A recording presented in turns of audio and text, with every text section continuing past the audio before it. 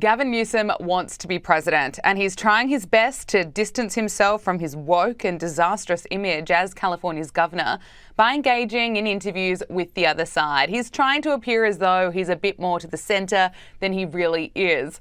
In his latest podcast episode of This is Gavin Newsom with former architect of the MAGA movement, Steve Bannon, well, they discussed what Elon Musk is doing with Doge, they discussed tariffs, and the California governor was even quick to agree with some of what Steve Bannon had to say. In terms of populism, then it's a good segue. How do you define that then? Is it a principle? Right, obviously tariff may be a component part, but how do you define populism, particularly in relationship to their reflective lens in terms of them being populism? Obviously, we believe in subsidiarity. We believe in bringing power back to the grassroots level, right? We're very anti-elitist, and one of the reasons is we think the elites in this country, the highly educated elites, the political class, the Wall Street, Silicon Valley, Hollywood, all of it, have really forgotten the underlying kind of principles of the country and kind of left working class people, regardless of their race, gender, ethnicity, sexual preference, you pick it, they've kind of forgotten. And that's why such a big push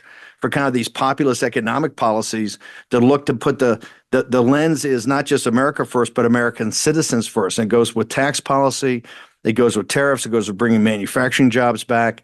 It's nationalistic in the fact that not isolationist, but understanding that we got to make it right for American citizens, and particularly for the greatest resource we've had or ever had, which is the American working man and woman. So it's to push every decision as down low as possible and to get everything back to a grassroots level. And one of the keys to populism and kind of about the sovereign will is that the use of human agency, that just don't sit there and say, somebody else has got, a congressman's got to do something, or a senator's got to do something, or governor's got to do something. You have to use your agency only. And I see this in the Democratic Party now, the people saying, do something. Gavin Newsom may be trying to win over voters on the right, but his base cannot handle this. The hosts of The View are having a meltdown over Gavin Newsom's conversation with Steve Bannon, losing it and reminding their viewers of Gavin Newsom's history.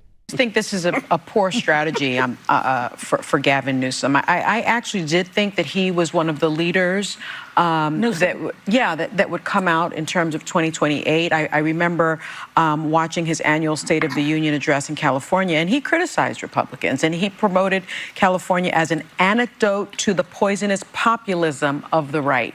Now he has a Steve Bannon on the show who's saying, you're going to get to populism. There's a long road. He gives zero pushback there. He gives zero pushback, as Sarah pointed out, to really what is a slur against Senator Warren, a sitting senator.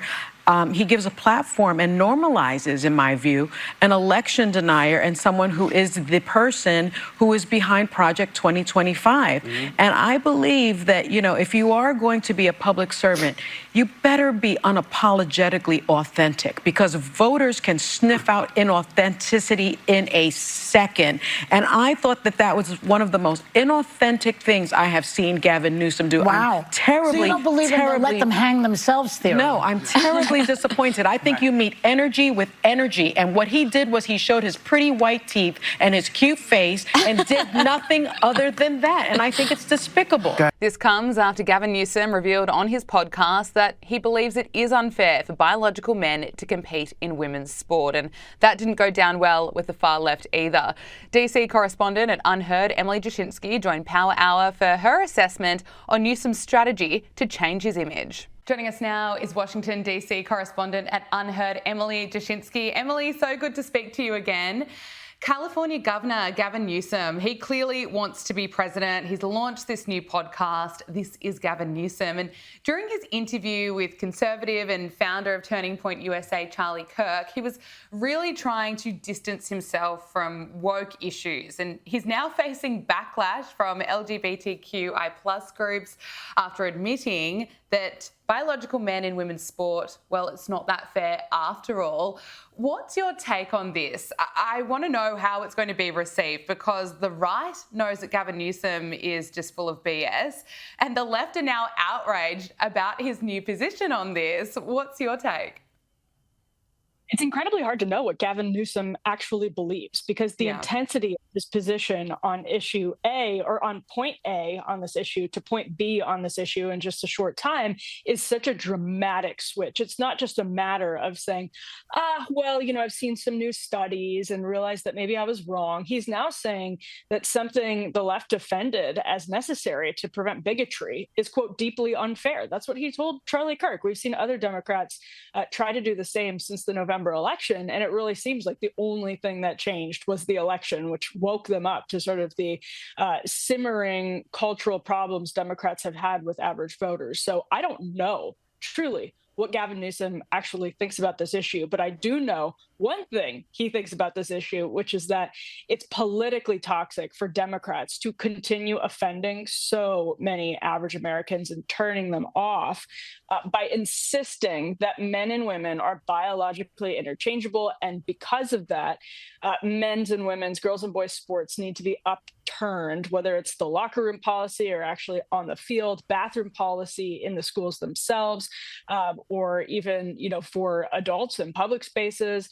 He knows that Democrats have become toxic, and that's about the only thing we can be certain of. Gavin Newsom actually believes here. And also, there's one other thing, to your point, the guy wants to be president. It's the only reason that's changing. And what do you make of even the fact that he's launching this podcast? I mean, so many residents in California are still suffering after the worst fire disaster the state has ever seen. California is suffering with the problems of homelessness.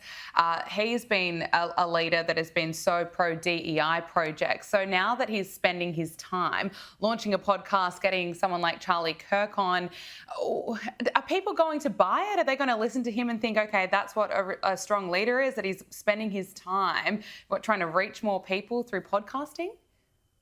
Yeah, I hate to say it. I think the podcast decision on his behalf was smart. Like, the medium or the vehicle for speaking to people is smart, but I think he's doing it for all of the wrong reasons, which are to sort of persuade people that he is, and this is what we've seen Democrats try to do since the November election, relatable, that he is authentic, that he can just speak off the cuff with other guys like Charlie Kirk, and he can riff on trans sports, and he can talk about alleged book bans, and he can do all of it off the cuff without a teleprompter, without being scripted. That's what he's trying to prove by moving to the podcast format. That way he gets clips into the news cycle's bloodstream on social media, Instagram, TikTok, X. But Gavin Newsom wants to be someone who can persuade voters. He's authentic and just easy to talk to, someone you'd want to get a beer with.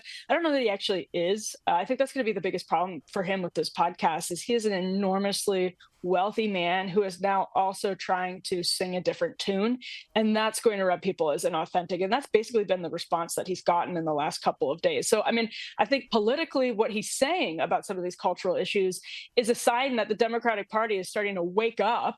And the fact that they're trying to talk to people like Charlie, that's a sign that they're willing to wake up. But can they actually pull it off? That's the next question. It's the most important question, and it's open right now. Yeah, it certainly is. Well, the other person who also wants to be president is a failed vice president candidate, Tim Walz. Now, his reflection of the election campaign is absolutely insane. He told Politico that he thinks that he and Kamala Harris just played it too safe last year, and they should have held more town halls because they really went down so well. But Minnesota Attorney General Keith Ellison also told Politico that Tim wished that they would have put him out there more because the world seemed to want more Tim Walz. And there were times when I wish they could have gotten more of Tim Walz. I mean, I don't even know how to say that with a straight face. It's absolutely ridiculous. What are Tim Walz's chances here?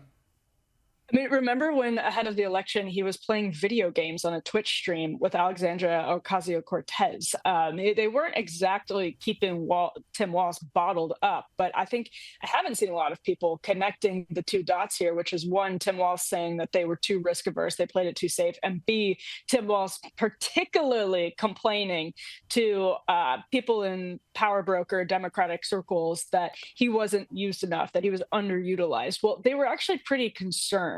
It appears that Tim Walz, left to his own devices, would be a little bit unhinged. He would not be good for the ticket. And I think Walz is resentful of that. But he went out in that debate with J.D. Vance. I mean, they let Tim Walz do that, and it wasn't good for him. So he's right, exactly. And I think the left thinks that Tim Walz was he was kept in this box by the Harris campaign and not allowed to be super progressive because they were worried about losing centrists or independents. But at the end of the day, if Tim Walz had gone unscripted, he would have ended up saying the same things about, for example, we were just talking about trans sports. He can't avoid that. It doesn't matter how he's talking about it if he is still espousing the same policy that offends average Americans.